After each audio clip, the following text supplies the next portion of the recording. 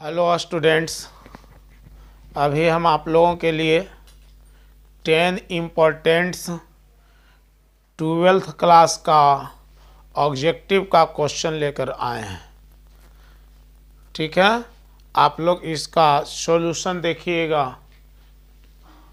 तो सबसे पहला क्वेश्चन है cos inverse 1 minus x square by 1 plus x square. तो इसका जवाब क्या हो जाएगा? ये 2 tan इनवर्स एक्स हो जाएगा। ये फॉर्मूला है, ठीक है, ऑब्जेक्टिव का। तो हम लोग का जो जिस ऑप्शन में भी रहेगा 2 tan इनवर्स एक्स, उसी ऑप्शन में लगा देना है। क्लियर है? अब देखिएगा 3 साइन इनवर्स एक्स है। 3 साइन इनवर्स कितना है? एक्स। तो 3 साइन इनवर्स एक्स भी फॉर्मूला है बाबू। तो 3 साइन इनवर्स एक्स का फॉर्मूला होता है साइन इनवर्स 3x माइनस कितना 4x³। तो हम लोग का जो भी ऑप्शन रहेगा दिया हुआ, उसमें से हम लोग को चुन करके कौन सा ऑप्शन पे लगाना है? Sine inverse 3x minus 4x³। किसके जगह पर लगाना है? 3 साइन इनवर्स एक्स का। क्लियर है? अब चलते हैं third problems. tan inverse minus 1/√3। अब देखिए tan इनवर्स माइनस 1/√3 है। अब tan इनवर्स आप कभी भी ध्यान दीजिएगा, एक टेक्निक आप लोगों को दे रहे हैं। कभी भी tan में निगेटिव वैल्यू का अगर हम लोगों को क्या निकालना हो, एंगल निकालना हो, क्योंकि इन्वर्स है, इन्वर्स में दिया हुआ क्या रहता है? तो ट्रिग्नोमेट्रिकल रेशियो वैल्यू दिया हुआ रहता है। वैल्यू दिया हुआ रहता है, क्या दिया हुआ रहता है? वैल्यू दिया हुआ रहता है, न्यूमेरिकल वैल्यू। और निकालना क्या रहता है? एंगल। इन्वर्स में हमेशा एंगल निकाला जाता है और दिया हुआ रहता है न्यूमेरिकल वैल्यू। तो देखिए tan इनवर्स माइनस 1/√3 है। तो याद रखना, जब भी tan इनवर्स में किसी निगेटिव नंबर का इन्वर्स निकालना हो तो सबसे पहला काम करना है पॉजिटिव का वैल्यू फाइंड कर लेना है। जैसे कहने का मतलब हुआ कि tan माइनस का निकालना है, tan इनवर्स माइनस 1/√3 का। तो सबसे पहला काम tan इनवर्स √3 का निकाल लेंगे और tan इनवर्स √3 का वैल्यू आ जाएगा कितना? π/6। तो यहाँ पर हम लोग क्या करेंगे? खाली लगा देंगे, सिर्फ आगे में माइनस। इसलिए ये सब याद रखिएगा। क्लियर है? तो अब इसका वैल्यू जो है sine sec inverse x plus cosec inverse x.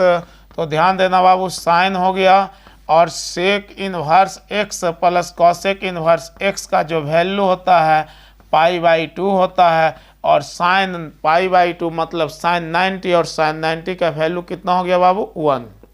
Clear है? अब ध्यान दीजिएगा 2 tan inverse 1/3 plus tan inverse 1/7 है। तो 2 tan इनवर्स एक्स, तो 2 tan इनवर्स एक्स का पहला काम फॉर्मूला लगाना पड़ेगा। इसका फॉर्मूला होता है tan इनवर्स कितना होता है? 2x।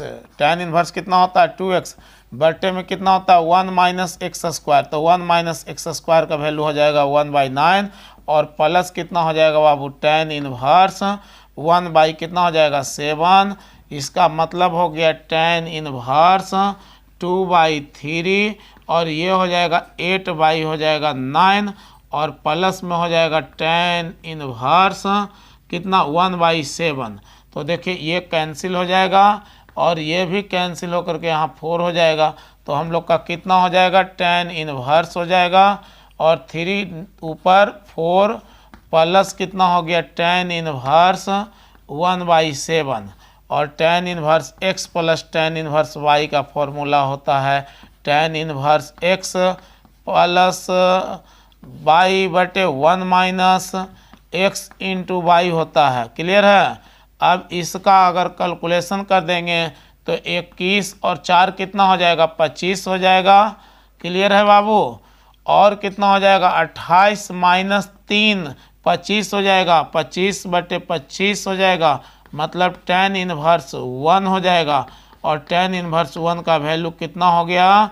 π/कितना 4। तो ऑप्शन जो रहेगा π/4, तो उस ऑप्शन में आप लोग लगा दीजिएगा ऑप्शन में। क्लियर है?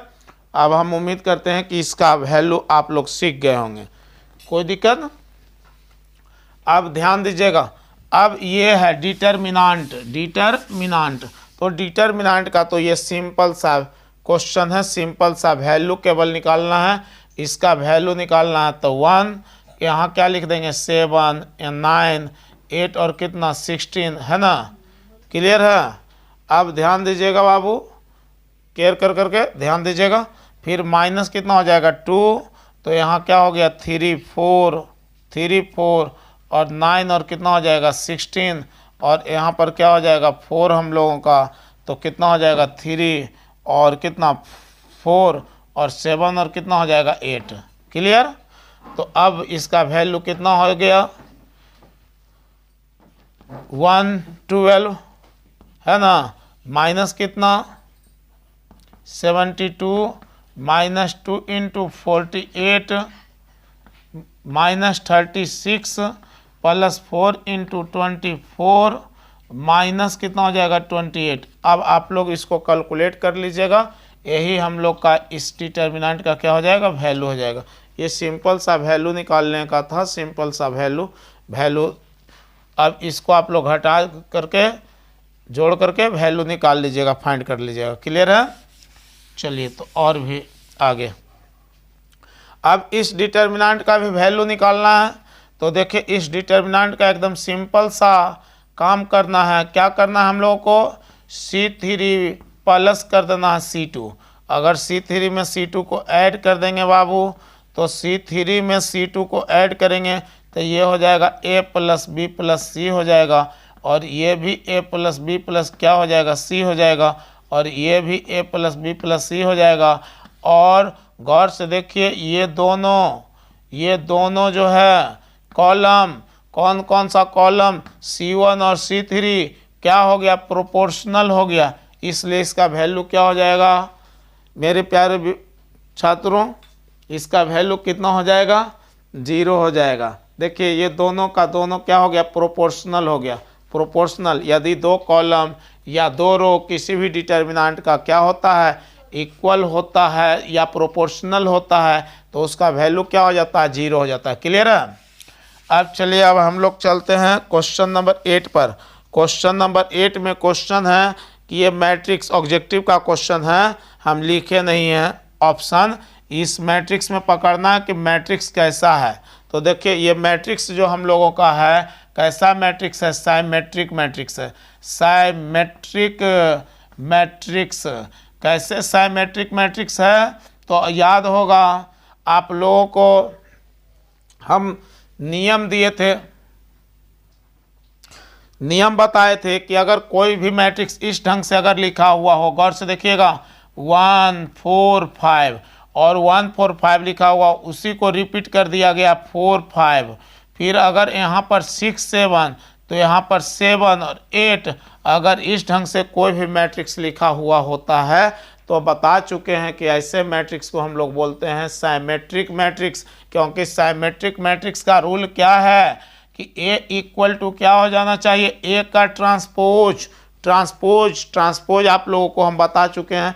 ट्रांसपोज का मतलब क्या बताए थे कि ट्रांसपोज का मतलब क्या हुआ कि रो को कॉलम कर देना है, कॉलम को रो कर देना, मतलब जो पड़ा हुआ अवस्था में है उस पड़ा हुआ अवस्था को खड़ा करेंगे, उस पड़े हुए अवस्था को खड़ा करेंगे। देखिए ये पड़ा हुआ अवस्था में है, इसको हम खड़ा में लिख दिए हैं, और देखिए है ना, और ये भी पड़ा हुआ अवस्था में है तो इसको हम क्या करने जा रहे हैं, देखिए खड़ा करने जा रहे हैं, और ये भी जो पड़ा हुआ अवस्था में है इसको हम खड़ा करने जा रहे हैं। तो देखिए हमेशा पड़ा को अगर खड़ा कर देते हैं, पड़ा को क्या कर देते हैं खड़ा, और किसी प्रकार का कोई परिवर्तन ना हो पड़ा को खड़ा करने में, तो वैसे मैट्रिक्स को क्या बोला जाता है साइमेट्रिक मैट्रिक्स बोला जाता है। मतलब साइमेट्रिक के ऑप्शन में हम लोगों को टिक लगा देना है, आंसर लगाना है। क्लियर है। अब ध्यान देना बाबू, यहाँ देखिए डिफरेंशिएशन है किसका, डिफरेंशिएशन है साइन 2x का। साइन कितना 2x का। अब साइन 2x का देखिए ये फंक्शन ऑफ फंक्शन है, तो साइन का डिफरेंशिएशन क्या होता है कॉस होता है, और 2x का कितना होता है 2। तो ये देखिए हम लोगों का ऑप्शन जो भी रहेगा 2 cos 2x उसमें लगा देंगे। क्लियर है। और क्वेश्चन नंबर 10 जो हम लोगों का आ गया क्या है, तो J डॉट के क्रॉस कितना है I। आप ध्यान देना, अब मेरे बच्चों ध्यान दीजिएगा। अब इसका वैल्यू ऑप्शन जो दिया हुआ रहेगा तो इसमें से कौन सा ऑप्शन लगाएंगे, तो k क्रॉस i का वैल्यू होता है j। k क्रॉस i का वैल्यू j हम बता चुके हैं। k क्रॉस i का वैल्यू कितना हो गया, j हो गया, और j क्रॉस j का वैल्यू कितना हो जाएगा 1।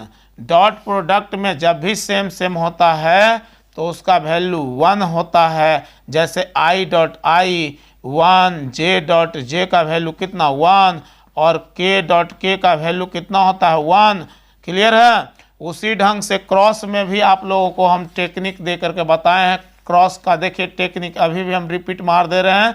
देखिए क्रॉस का टेक्निक दिए थे कि देखिए ये हो गया i, ये हो गया j, और ये क्या हो गया k।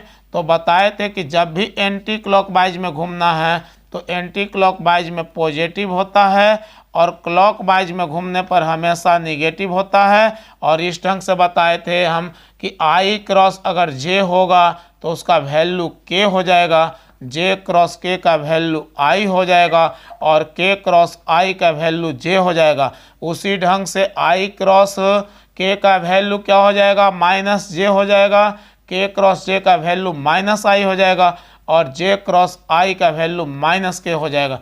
ठीक है। तो 10 को जो क्वेश्चन था हम 10 का आप लोगों को आंसर बता चुके हैं।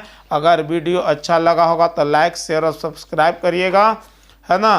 तो और भी हम आप लोगों के लिए वीडियो बनावेंगे 12th क्लास से रिलेटेड। अगर अच्छा लगेगा आप लोगों को तो कमेंट कर करके हमें बताइएगा। और भी आप लोगों के लिए 12th के लिए ऑब्जेक्टिव और सब्जेक्टिव दोनों का हम वीडियो बना करके डालेंगे।